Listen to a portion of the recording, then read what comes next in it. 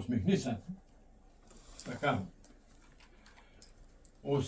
С червена роза зачечи се, с красиво лице усмихни се. Такава искам да те виждам вече, макар и да си малко надалече. Усмихни се, не свини се, ти си още млада и това на теб ти се полага. Защо? Усмивката на красиво лице и красиви очи, красива усмивка се полага. Усмихни се, усмихни се. Усмивката е сила, усмивката е здраве. Усвои ги, мила, така ще бъдеш по-щастлива.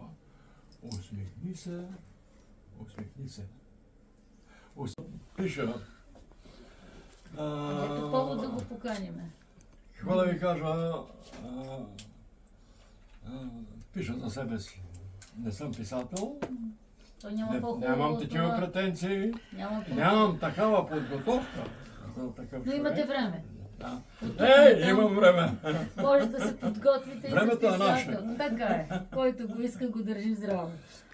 Моето последно стихотворение се казва Усмивка. Аз обичам усмихнатите хора, веселите хора. Обичам добродетелите на хората. Всеки човек трябва...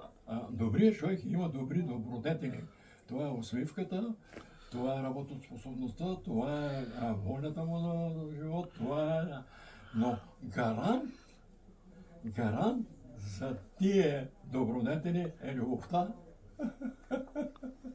Всеки човек трябва да има обич. Така е. Не знам защо много хора се плашат, като кажеш обичам. Добре, Емил Димитров какво пееше? Никой не може да ми отнеме любовта Любовта към хората. към хората. Така е. Така е. Така. Така е. За коя любов става въпрос, Мини? За него. Военното окръжие